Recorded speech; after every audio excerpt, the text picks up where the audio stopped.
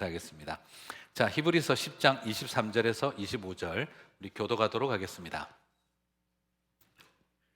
또 약속하신 이는 미쁘시니 우리가 믿는 도리의 소망을 움직이지 말고 굳게 잡아 서로 돌아보아 사랑과 선행을 격려. 같이 읽겠습니다. 모이기를 패하는 어떤 사람들의 습관과 같이 하지 말고 오직 권하여 그날이 가까움을 볼수록 더욱 그리하자. 아멘. 자, 우리 4월 말까지는 이제 목회적 설교를 좀 하고 있습니다. 오늘은 그날이 가까움을 볼수록이라는 제목으로 또 30주년 교회 설립 기념해를 맞는 우리 교회가 어떤 방향으로 좀 가야 할지 같이 살펴보도록 하겠습니다. 자, 내일 지구의 종말이 온다 할지라도 나는 한 그루의 사과나무를 심겠다는 말이 있습니다. 종말이 다가온다 하지만 새로운 시작을 준비하겠다는 마음은 늘 새로운 도전처럼 갖겠다는 것이죠. 우리가 종말론적인 삶의 태도를 갖고 살아야 한다고 하지만 사실 종말 이야기는 쉽지 않습니다.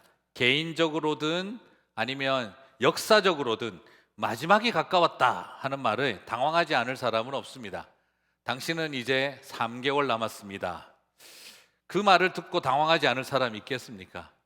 세상은 한 달 뒤에 망합니다 하는 것을 명확하게 안다면 그 한 달을 어떻게 살아야 할지 우리는 굉장히 당황스러울 것입니다. 그날이 가까움을 볼수록 우리는 당황할 수밖에 없는데 오늘 그날이 가까움을 볼수록 우리 성도는 어떻게 살아야 하는 걸까 여러분과 함께 살펴보고 싶습니다. 그런데 참 놀라운 것은요, 사람들은 다 내일에 대한 관심이 있어요. 미래에 대한 관심도 굉장히 큽니다. 그런데 내일에 대한 관심, 미래에 대한 관심은 굉장히 큰 사람들이 많은데 놀랍게도 종말에 대한 관심이 별로 없는 걸 보게 됩니다. 내일 무엇을 할까? 또 우리의 노후를 위해서 어떤 투자를 해야 할까? 우리는 미래를 어떻게 준비해야 하는 걸까? 팬데믹 이후 교회는 어떤 방향으로 가야 하는 걸까? 굉장히 많은 고민을 하고 있습니다만 그러나 우리는 종말은 어떻게 준비해야 하는 걸까를 생각하지는 않습니다. 신기하게도 내일에 대한 관심으로 인해 점을 치는 사람, 또 미래를 위해 학문적으로 철학적으로 연구하는 과학적 연구를 하는 사람, 이런 사람들은 다 많아요. 사실 미래에 대한 것으로 먹고 사는 사람이 그 무속인들 아니겠습니까? 점쳐서 어허이 동쪽으로 가지마 뭐 이러는 거잖아요, 그죠? 그걸로 다 먹고 사는 사람들이고 또 철학과 과학으로 미래를 연구하는 사람들인데, 그런데 이분들은 내일 어떻게 될 것인가, 미래는 어떤 방향으로 갈 것인가, 과학적, 철학적, 무속적 전망을 하는 사람들은 굉장히 많은데 인생의 종말 그리고 이 땅에 임하게 될 마지막 때에 대해서는 무관심합니다. 자, 성도는 그날이 가까움을 볼수록 우리는 내일 어떤 일이 일어날까, 미래를 위해 우리는 어떤 투자를 해야 할까 보다 더 중요한 것은 하나님의 사람들은 종말을 준비하는 사람들이다라는 거죠. 자, 종말이 다가오면 사람은 두 종류로 바뀝니다. 첫 번째는 의미를 잃어버린 사람들, 그리고 두 번째는 거꾸로 의미를 찾으려는 사람들로 나뉘어집니다. 의미를 잃어버린 사람들, 전자는 어떨까요? 마지막 때가 다가오면 의미를 잃어버립니다. 뭘 해도 의미가 없어요. 그래서 하고 싶은 것들을 해도 의미가 없어요. 아무리 재미가 있어도 의미가 없습니다. 그냥 비극인 거죠. 하지만 마지막 때가 다가와서 의미를 찾으려고 하는 사람들은요, 다릅니다.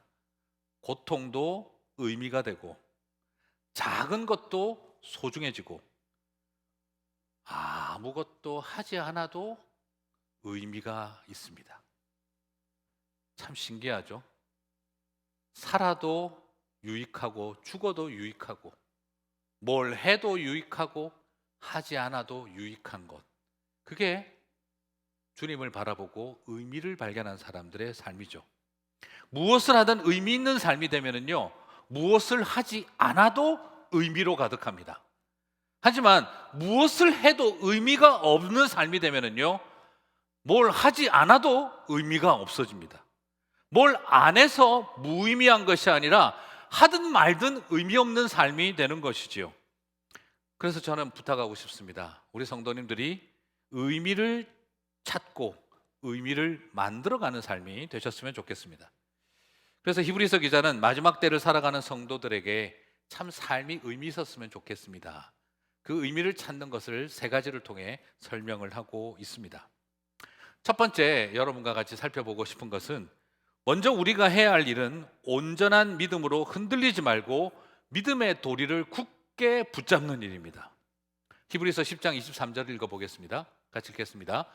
또 약속하신 이는 미쁘시니 우리가 믿는 도리의 소망을 움직이지 말며 굳게 잡고. 자, 무슨 말이냐 그러면 마지막 때가 되면 사람들이 자꾸 움직인다는 거예요. 흔들린다는 거예요. 갈팡질팡한다는 겁니다. 여기서 쓰여지는 움직이지 말고는 갈팡질팡하지 말며 왔다 갔다 하지 말며 이렇게 방황하지 말며를 말합니다. 자꾸 사람들이 움직이고 어디로 가야 되는지 왔다 갔다 하는 일이 일어나더라는 거죠. 그래서 이 히브리서 기자는 말합니다. 믿음의 도리를 붙잡아라. 흔들리지 말고. 왜 흔들리게 됐을까요? 그 당시 두 가지 영향력이 크게 있었습니다. 유대인들이 옆에 와가지고 자꾸 말합니다. 복음만 알고 예수만 알아가지고는 안 돼. 유대교의 성전 제의와 절기도 이해하고 율법도 지키고 할례를 받아야 돼. 예수만 알고 복음만 알면 기독교 전체의 일부만 아는 거야. 제대로 알려면 예수님만 복음만 가지고는 부족해. 뭔가 부족한 기독교가 되는 거야. 율법도 지키고 할례도 받아봐. 사람들이 그런가 싶습니다. 또 로마인들이 다가와서 로마인들대로 말합니다. 에헤이, 복음만 믿고 예수만 믿어가지고 안 돼.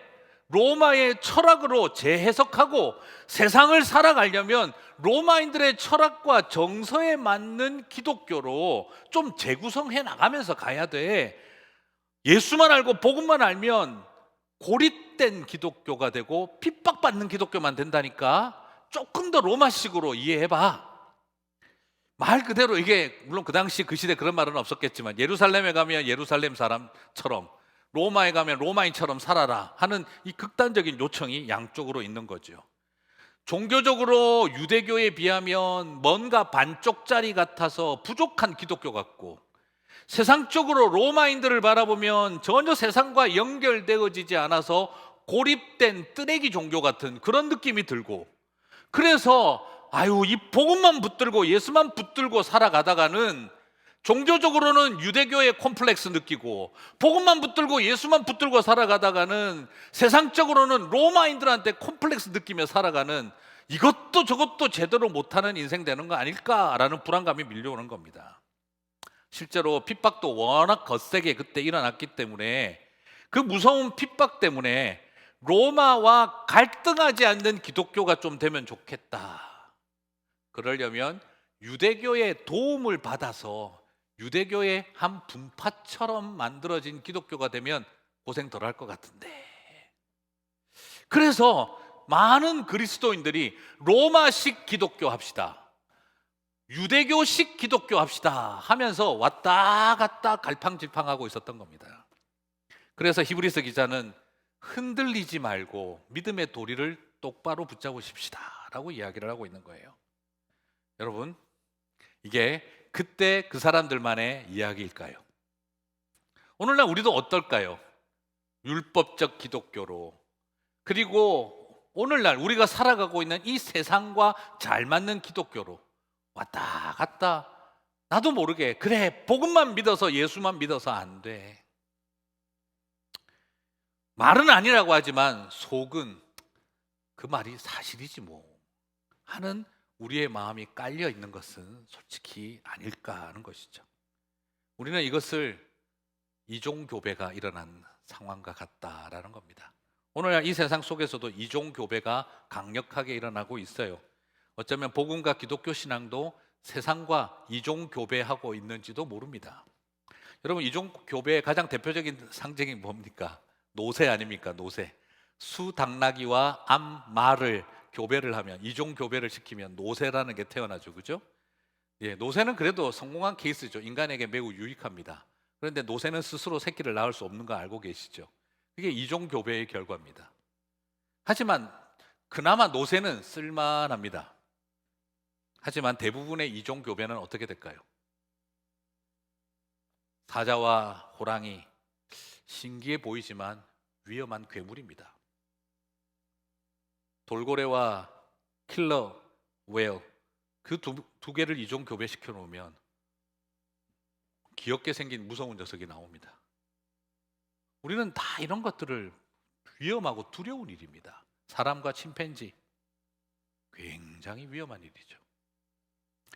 오늘날 그러나 이것은 꼭 바이오테크놀로지 쪽에만 있는 이야기가 아닙니다. 오늘날 우리는 또 이종교배를 봅니다. 러시아, 베트남, 중국 이런 나라를 보면 어떻습니까? 자본주의와 공산주의가 이종교배를 해버렸습니다. 그래서 도대체 저 나라는 공산주의인지 자본주의인지 헷갈릴 정도로 나라가 완전히 이종교배로 만들어졌습니다. 북한을 보면 또 어떻습니까? 공산주의와 왕정주의가 이종교배를 했습니다. 말도 안 되는 3대째 세습을 하고 있는 이런 왕정국가인지 이게 공산국가인지 구별도 안 되는 희한한 이종교배의 결과가 나오죠. 노세는 쓸모라도 있지만 이런 상황이라고 한다면 정말 당혹스럽기 그지없는 현실입니다. 그래서 오죽하면 요즘 그런 이야기 하잖아요. 공산주의와 자본주의 국가의 차이는, 민주주의 국가의 차이는 자본주의는 더 이상 구별 요소가 아니다. 민주주의냐 아니냐 이 차이밖에 없다. 이렇게 말할 정도 아니겠습니까? 오죽하면 요즘 공산주의 국가에서는 공산주의를 순수하게 연구하면 잡혀갑니다. 북한에서 제일 위험한 사람은 칼 마르크스를 연구한 사람을 제일 위험한 사람으로 여깁니다. 그래서 슬라보의 지젝 같은 사람은 뭐라고 말하냐 그러면 오늘날 공산주의 국가에서는 빨갱이가 가장 위험하다라고 이야기를 할 정도가 되었으니까요. 혹시 우리의 믿음과 복음은 어떤 상태일까요? 우리 기독교 역시 이 세상과 이종교배를 하는 유혹 속에 있는 건 아닐까요? 사실상 교회도 이종교배의 경험을 이미 가지고 있습니다. 로마의 제국주의와 기독교가 이종교배를 함으로써 그래서 기독교 제국의 역사를 만들어 가려고 하던 이종교배의 위험이 끊임없이 있었습니다. 창세기로 올라가면 사람의 아들과 세상의 딸들이 함께 이종교배하여서 만들어져가는 또 하나님께서 진노할 수밖에 없는 세상에 대한 이종교배의 경험도 우리는 이미 가지고 있습니다. 쓸만한 노새가 될 것인지 아니면은 위험한 괴물이 될런지 우리는 고민이 되는 시점입니다. 복음과 예수님을 제대로 믿자, 예수만 바라보자, 복음만 붙들자 하는 사람이 오히려 교회에서는 더 없어져야 할 사람, 위험한 사람으로 간주되고 있는 것은 아닐지 우리는 마음이 우려가 되고 걱정이 됩니다. 그래서 히브리서 기자는 우리들에게 도전하고 있는 겁니다. 흔들리지 말고 믿음의 도리를 붙잡으라고 이야기하고 있는 것이죠. 사랑하는 성도 여러분, 그날이 가까움을 볼수록 우리는 더 복음을 붙들어야 합니다. 예수만, 복음만 바라봅시다, 믿음의 도리를 붙듭시다 하는 그 말이 이상하고 위험해 보이지 않아야 합니다. 그러면 30주년을 맞고 또 그날이 가까움을 바라보는 우리는 어떤 것을 생각해야 할까요? 두 번째는 서로 돌아보아 사랑과 선행을 격려하는 일입니다. 첫 번째로 히브리서 기자는 예수님과 수직적 관계를 명확하게 형성하는 믿음의 도리를 붙드는 것에 대해서 강조했습니다. 그러나 히브리서 기자는 동시에 공동체라는 수평적 관계 형성을 이루어가는 일, 서로 돌아보아 사랑과 선행을 격려하는 일이 바로 종말론적 삶의 중요한 표대로 제시하고 있습니다. 10장 24절 읽어볼까요? 같이 읽겠습니다. 서로 돌아보아 사랑과 선행을 격려하며. 무슨 말입니까? 복음만 잘 알아야 하는 게 아니라 서로 돌아보고 서로 잘 알아야 합니다. 여기에 쓰여 있는 서로 돌아보아, 여러분 어떻게 하면 서로 돌아보는 걸까요?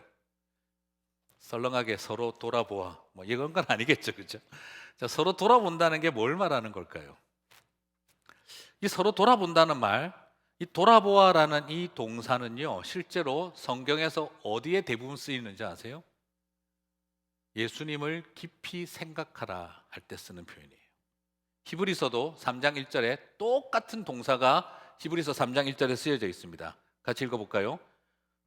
우리가 믿는 도리의 사도이시며 대제사장이신 예수를 깊이 생각하라. 자, 여기에 예수님을 깊이 생각하라, 이 깨달으라는 표현이에요. 깊게 깨달아 알아라. 거의 대부분 하나님을 묵상하라, 하나님을 깨달아 알아라, 예수님을 깨달아 알아라, 진리를 깨달아 알아라 할 때 계속 쓰는 표현이에요. 그런데 오늘 똑같은 그 동사를 어디 쓰고 있다는 거죠? 서로를 깨달아라 하는 거예요. 무슨 말입니까? 김 집사님, 송 집사님을 좀 깨달아 하세요. 박 집사님, 이 장로님을 좀 깨달아 하세요. 목사님, 우리 이 집사님을 좀 깨달아 주세요. 무슨 말입니까? 깊게 예수님 알듯이 서로를 이해하고 헤아려라는 거예요. 헤아림에 대한 이야기예요. 그래서 영어 성경은 번역은 consider이라고 번역을 많이 하고 있습니다. 깊게 배려하고 고려하고 깨달아 알아야 된다. 헤아려야 한다는 겁니다. 무슨 말입니까?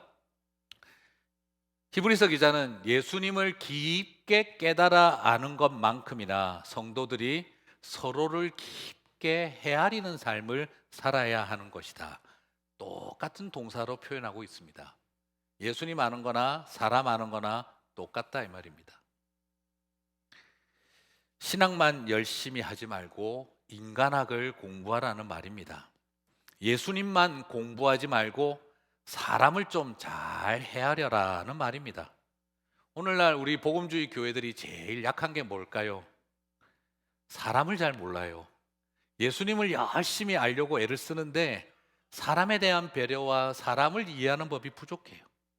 마지막 때가 되면 될수록 사람들은 더 종교적으로 변하고 함부로 그냥 또 이 복음만 붙들라니까 또 오해할까 봐 겁나는 거죠. 다 필요 없어. 예수만 붙들면 돼. 막 이렇게 또 해서 뭔 걱정이야. 뭔 걱정. 네가 왜 우울증에 빠져? 피 묻은 복음이 있으면 왜 우울증에 빠져? 피 묻은 복음을 붙들고 예수님이 너를 위해 죽었다 그러면 어떻게 크리스찬이 그따위로 살아? 정신 차려. 뭐 이렇게만 자꾸 이야기하는 거예요. 복음만 알고 있는 겁니다. 뭘 모르는 거죠? 사람을 몰라요. 기도하면 되지. 새벽 기도 안 나오고 기도를 안 나오니까 그런 거지. 네가 사람들은 어느 틈에 종교적으로 잣대대고 그렇게 하는 실수를 합니다. 그러나 오늘 여기에 말하고 있습니다. 서로를 헤아리는 법을 배워라. 예수님 알듯이 좀 알아라는 거예요. 예전에 또 세월호가 그 침몰했을 때 제가 한번 말씀드렸던 이야기인데 제일 먼저 그 아이들 바라보고 뛰어온 엄마 아빠들을 도와주겠다고 제일 먼저 뛰어간 게 기독교 단체예요. 제일 먼저 기독교 단체가 뛰어갔는데 우리 기독교 단체가 참 잘한 거죠. 그렇지만 들고 간 게 뭐냐면 바나나 우유하고 초코파이를 들고 갔어요. 당연히 아무것도 못 먹을 거니까 뭐라도 먹으라고 들고 갔어요. 근데 여러분 그 부모들이 먹었을까요? 지금 내 자식이 저 배 안에서 가라앉고 있는데 바나나 우유 초코파이 먹을 부모가 누가 있겠습니까? 입이 쓰라리고 힘든데 거기에 달달한 게 들어갈 사람이 누가 있겠어요? 우리 알지 않습니까? 바나나 우유 초코파이는 소풍 갔을 때 먹는 거지.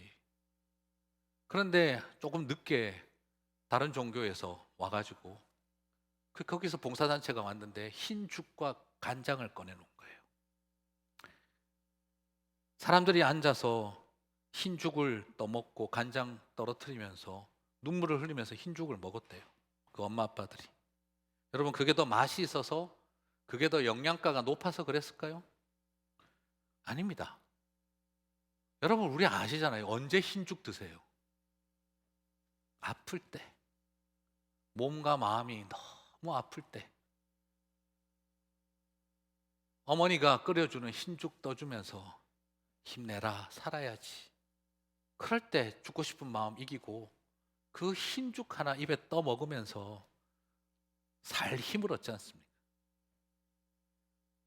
사람들이 느낀 거죠. 내 마음이 아프고 내 영혼이 무너진 것을 아는구나.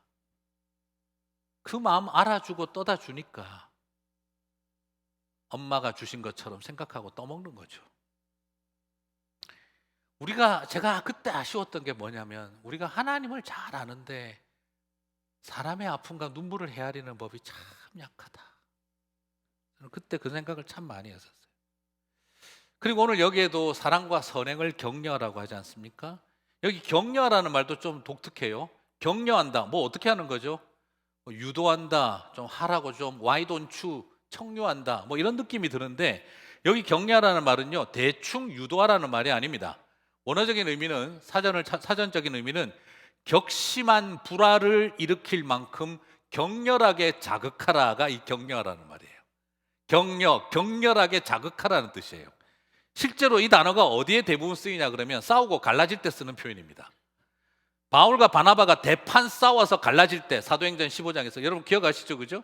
바울과 바나바가 서로 싸워서 갈라질 때, 서로 심히 다투어 피차 갈라서니, 바나바는 마가를 데리고 구브로를 갔다 할 때, 그때 서로 심히 다투어 갈라서니, 그 표현이 오늘 여기에 쓰여져 있는 격려하라는 동사와 똑같은 동사입니다. 그러므로 격려는 어떤 개념이죠? 사랑과 선행을 격려하는 일은 대충 해도 되고 뭐 안 하면 그만이고 하는 그 정도 수준의 격려가 아니라, 적당한 수준의 강조를 말하는 게 아니라, 나하고 너하고 관계 깨어질 각오하고 불화를 일으켜서 갈라설 각오를 하고 격렬하게 자극할 때 쓰는 말이 이 바로 여기에 쓰여져 있는 표현입니다. 마지막 때가 다가올수록 사람을 더 깊게 예수님처럼 이해하고 사랑하는 일, 그리고 거짓되고 윤리적으로 타락하고 잘못된 길을 가지 않고 바른 길을 걸어가고 선한 사업을 하게 하는 그 일을 격렬하게 부딪혀서 갈라설 만큼 자극하고 도전하여 격려하라는 말이 바로 여기에 쓰여져 있는 표현입니다. 무슨 말입니까? 마지막 때가 될수록 사랑과 선행은 옵션이 아니라 우리가 꼭 그들에게 부탁하고 가야 할 길로 격려해야 한다 하는 말이 되는 것이지요. 싸울 각오하고 갈라설 각오하고 하라는 말이라는 것입니다.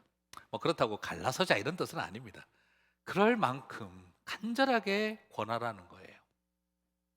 사랑하는 성도 여러분, 저는 이번 30주년을 맞으면서 우리 교회가 더 그렇게 사랑과 선행을 격려했으면 참 좋겠습니다.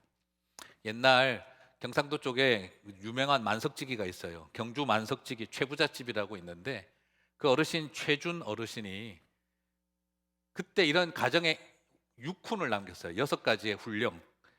뭐냐 그러면, 첫째, 과거를 보되 진사 이상 벼슬을 하려고 마라. 둘째, 만석 이상의 재산은 반드시 사회에 환원하라. 셋째, 흉년에 땅 늘리지 마라. 남들 흉년에 망해서 힘들 때 땅 늘리지 마라. 과객을 후하게 대접하라. 사방백리 안에 굶는 사람 없도록 하라.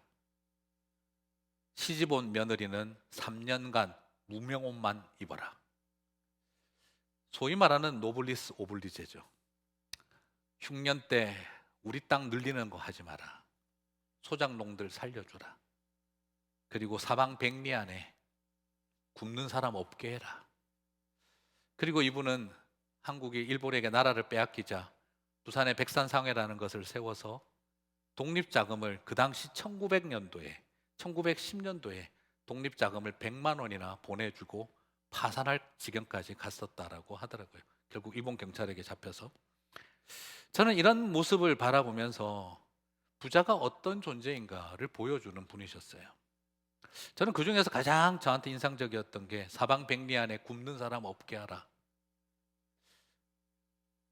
거지가 오면 깡통이 새면 고쳐서라도 그것을 먹고 살도록 만들어줬다는 거죠. 우리 교회도 그런 의미에서 딴 건 크게 못해도, 우리가 그렇다고 최부자 어른만큼 만석지기는 아니지만 우리 교회도 만남일 프로젝트를 그래서 했으면 좋겠다는 마음을 가져봤습니다. 30주년이라고 하는 특별한 의미도 있지만 우리가 이 땅에서 존재하는 서로를 돌아보며 사랑과 선행을 격려하는 이 일이 일어났으면 좋겠습니다. 최근에 언론을 통해서 공개되는 모습을 보니 팬데믹 때 굶는 사람들이 많아지고, 특별히 독거장애인, 이미 성인이 되어버린 독거장애인들, 그리고 또 독거노인들, 정말 치명적인 고통 속에 있다는 것을 많이 듣습니다. 우리가 그래서 많은, 또 우리 한인 커뮤니티에 있는 장애인 단체와 같이 연결해서 우리가 같이 도시락도 배달하고 한 끼 식사 나누는 일을 시작을 했으면 좋겠습니다. 그래서 이걸 우리가 밥차를 차릴까, 그리고 식당을 해볼까, 뭐 이런저런 생각도 해볼 수 있겠지만 그건 적절한 것 같지 않고, 우리 성도님들 중에 기존 식당을 하고 계시는 분들과 함께 이야기해서 하루에 10개에서 많아도 15개로 딱 제한하고, 그리고 개인 후원자들이 또 누구 와서 함께 도울 수 있도록, 그래서 식당들이 번거롭지 않게 하루 전에 주문받고 그리고 또 그대로 되어지고 꼭 10불씩 식당에도 손해가지 않도록 다 지불하고, 그래서 홈페이지를 통해서 또 식당들 번거롭지 않도록 홈페이지 통해서 주문받아서 모든 것을 일어나 해서 우리 한인들 중에 힘들고 어려우신 분들 서럽지 않게 살 수 있도록 도왔으면 좋겠다는 마음입니다. 누구나 익명으로 부끄럽지 않게 주문할 수 있고, 또 아는 분들 대신해서 주문해 줄 수 있고, 그리고 누구나 그곳을 통해 나도 10불짜리 하나 후원하고 싶습니다. 그리고 혹시 사회단체나 그리고 또 많은 곳에서 같이 그 일에 동참해 주시면 그 펀드가 쌓여가면 우리 교회 능력으로는 2달 할 수 있지만 혹시 압니까? 더 할 수도 있을지. 그래서 누구나 밥 한 끼 먹으러 왔다가 또 누군가를 위해 밥 한 끼 도네이션하고 갈 수 있는 그런 어떤 좋은 시스템을 만들어서 신뢰와 상생에 기초한 그런 우리의 섬김이 있었으면 좋겠다 싶습니다. 마지막 때가 될수록 서로 돌아보아 사랑과 선행을 격려하는 일에 우리가 함께 마음을 모으고 도왔으면 좋겠다 싶습니다. 이런 놀라운 이야기들이 그날이 가까움을 볼수록 일어나는 저와 여러분의 고민이 되었으면 좋겠습니다. 그리고 셋째로, 마지막 때가 가까울수록 우리가 가져야 할 세 번째 중요한 사명은 모이기에 힘쓰는 일입니다. 히브리서 10장 25절을 보니 모이기를 패하는 어떤 사람들의 습관과 같이 하지 말고 오직 권하여 그날이 가까움을 볼수록 더욱 그러하자. 마지막 때가 되면 될수록 하나님과 성도의 관계가 단절되어지는 가장 영적인 싸움이 공동체가 파괴되게 하는 일이라는 걸 여러분 기억하셔야 됩니다. 왜냐하면 빌리빙만큼이나 중요한 것이 belonged라는 것입니다. 나는 속한 사람, 소속된 사람이라는 거예요. 사단은 마지막 때가 될수록 우리를 믿지 못하게 하기 위해서 소속감을 갖지 못하게 합니다. 사람은 믿지 않아서 안 믿게 되는 것보다 빌롱들을 잃어버릴 때 빌리빙을 잃어버린다는 것을 사단은 너무 잘 알고 있어요.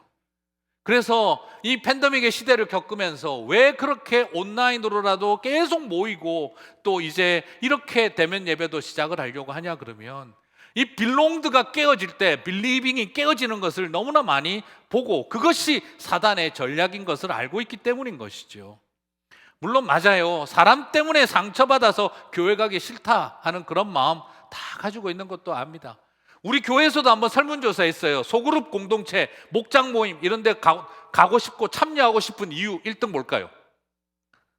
사람과의 관계가 필요하고 그리워서. 그다음 두 번째, 소그룹 모임과 목장 모임에 가기 싫은 이유 1등이 뭘까요? 사람 보기 싫어서. 네. 이게 우리 교회에서도 일어나고 있는 일이에요. 무슨 말입니까? 사람 쳐다보기 싫어 소그룹 안 가고 사람 때문에 또 소그룹 가는 거예요. 결국은 뭡니까? 소그룹이 나쁜 게 아니라 우리가 부족하죠. 그렇죠? 그렇지만 중요한 건 뭡니까? 우리는 사람 때문에 교회 가기 싫지만 그러나 우리가 사람과의 관계가 오히려 하나님과의 관계를 만들어가는 통로가 되고 있구나라는 걸 많이 발견하는 거예요. 사랑하는 성도 여러분, 그래서 우리는 어떤 것보다도 교회 공동체가 건강하게 되는 일에 집중해야 합니다. 성경은 종말에 대해서 표현할 때 이런 표현을 많이 쓰죠. 사단은 믿는 자를 우는 사자와 같이 삼키려고 한다. 왜 우는 사자와 같이 사단이 삼키려고 한다 그랬을까요? 여러분 사자가 사냥하는 거 한번 보셨습니까? 제가 이건 커피 브레이크나 이런 데서 금요 예배 때 여러 번 말씀드렸는데요. 순놈은요 사자를 사냥을 못해요. 머리만 커가지고 갈기고 있고 멋있긴 한데 머리가 커서 잘 뛰지를 못해요. 뛰다가 앞으로 자빠져요. 머리가 무거워가지고. 그래서 사냥을 못합니다. 그래서 암컷 사자가 없으면 수컷들은 굶어 죽습니다. 지금 갑자기 남편이 그래 굶어 죽을 인간이었어 뭐 이런 생각이 드실 수도 있겠는지 모르겠는데요. 수사자들은요 암사자 없으면 굶어 죽어요. 실제로 아무것도 못해요. 수사자가 잘하는 건 수사자끼리 싸우는 것밖에 못해요. 네. 안 그러면 엄한 암사자 잡는 것밖에 못하고 딴 건 못해요. 근데 사냥은 암사자가 다 하는데 어떻게 사냥을 하느냐? 제일 맛있어 보이는 녀석을 잡는 게 아닙니다. 사자에게 사냥당하는 짐승은 공동체로부터 떨어져 나온 겁니다. 사자들이 조직적으로 몰아가면 놀란 짐승들이 이리 뛰고 저리 뛰다가 병에 걸려서 무리에서 떨어져 나오거나, 아직 어려서 무리에서 떨어져 나오거나, 자기 혼자 살 길 찾겠다고 뛰다가 무리에서 떨어져 나온 존재들이 사자의 밥이 됩니다. 공동체가 어떠냐에 따라 달려있죠. 그래서 무지막지한 이빨과 턱을 가진 백상아리 상어가 돌고래가 있으면 무조건 도망갑니다. 싸워서 집니다. 부딪혀서 그냥 그 돌고래들이 들이받는 힘에 죽어버립니다. 집단의 힘인 거죠. 공동체의 힘입니다. 그렇습니다. 우리에게 왜 이런 이야기를 했을까요? 믿는 자들에게 더욱 중요한 것은 마지막 때가 될수록 사단이 우는 사자와 같이 공격할 때 소속된 공동체의 중요성을 말하고 있기 때문입니다. 그래서 그날이 가까움을 볼수록 모이기에 힘쓰는 일, 온라인과 오프라인을 통해서든 어떤 모양과 형태로든 우리는 공동체가 되어지는 일에 주목해야 합니다. 말씀을 마무리하겠습니다. 사람들이 그랬죠. 뭉치면 살고 흩어지면 죽는다. 그런데 팬데믹이 되고 나서는 바뀌었죠, 그죠? 뭉치면 죽고 흩어지면 산다. 그렇게 우리는 살아왔었죠. 맞습니다. 교회는 코비드 19에서는 무조건 취약하고 위험한 곳입니다. 피해야 합니다. 하지만 교회는 코로나 블루와의 싸움에서는 가장 필요한 곳입니다. 코비드 19은 병원이 가장 최고 잘하는 곳이지만 코로나 블루는 병원이 해결해 줄 수가 없습니다. 그렇기에 교회의 존재의 목적과 본질성, 에센셜함은 거기에 있습니다. 그래서 우리는 코비드 19과의 싸움에서는 피하는 것이 가장 우선순위여서 우리 성도님들을 오랫동안 피해 왔습니다. 그러나 이제는 코로나 블루와의 싸움을 위해서 모이기에 힘써야 함을 발견하고 있습니다. 저는 이런 생각을 해봅니다. 코비드 19 때 왜 성도들을 교회에 오지 말라고 하고 온라인 예배에 드리라고 했나? 직장에 비즈니스에 일하러 나가고 계시는데 교회는 왜 안 오나? 저는 그렇게 생각하지 않습니다. 왜냐하면 그 위험함에도 불구하고 자식들 쳐다보고 살아야 되니까, 먹여야 되니까 위험을 무릅쓰고 직장에 일터로 나아가는 성도들, 많은 불안과 두려움 속에 일하고 있는 사람들에게 주일 하루만큼이라도 그 부담을 덜어드리고 가정에서 처음으로 오늘은 두려움 없이 예배 드릴 수 있겠다 하는 그 마음 드리는 것이 그 불안함과 두려움을 안고 교회에 또 오라고 하는 것보다 더 소중하다고 생각했기 때문입니다.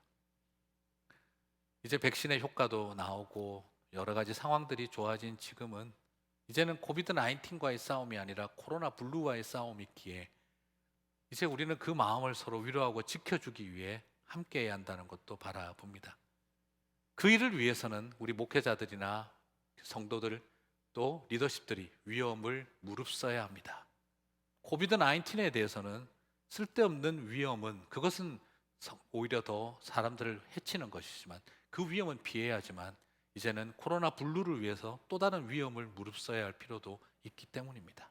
사랑하는 성도 여러분, 그 일을 위해 이제 대면 예배도 드리고 계속되어지는 만남들을 이어가려고 합니다. 이제 그 일들을 바라보며 우리는 더욱 이제 모이기에 힘써야 할 때 또 다른 의미, 온라인이든 오프라인이든 진행을 해야겠다 싶습니다. 오늘 실내 대면 예배 드리면서 너무 좋습니다. 그리고 지난 1년 동안 포기하지 않고 끝까지 사랑하고 사모하고 또 힘을 다해 물질로 헌금해 주신 우리 성도님들께 얼마나 감사한지 모르겠습니다. 여러분은 이미 누구보다 모이기에 힘쓰셨던 분들이셨습니다. 따로 더 모이기에 힘쓰라고 말하고 싶지 않을 만큼 그 힘든 시기 잘 참아주셨고 힘을 다해 공동체를 사랑해 주셨던 여러분에게 목사로서 너무 감사하고 고맙습니다. 실제로 지난 작년 설립 기념주일에 특별헌금을 교회로 하지 않았었죠. 하나님 앞에 드린다 생각하고 교회에 헌금 내어서 교회가 좋은 일 하는 게 아니라 여러분이 교회로서 선한 일을 해 주십시오 하고 부탁을 하고 우리 특별헌금 하지 않았었습니다.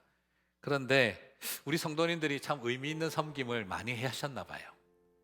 COF 장애인 단체를 섬기시는 권사님이 저한테 이야기를 해주셨습니다. 목사님, 작년 10월 달에 어떤 한 분이 전화가 왔어요. 잠시 집으로 방문하겠다고. 아니 이런 때 왜 굳이 또 이렇게 오시려고 하나 싶어서 보니까 그분이 이렇게 이야기를 하셨습니다. 권사님, 우리 목사님이요, 자신이 교회로서 직접 이웃을 돕는 일에 헌금을 도네이션하라고 하시더라고요. 그래서 제가 기도하고 고민하다가 우리 교회 자주 오시는 COF 장애인 단체에 이 헌금을 기부하고 싶다는 생각이 들어서 가져왔어요. 잘 사용해 주세요 하고 주고 가셨다는 거예요.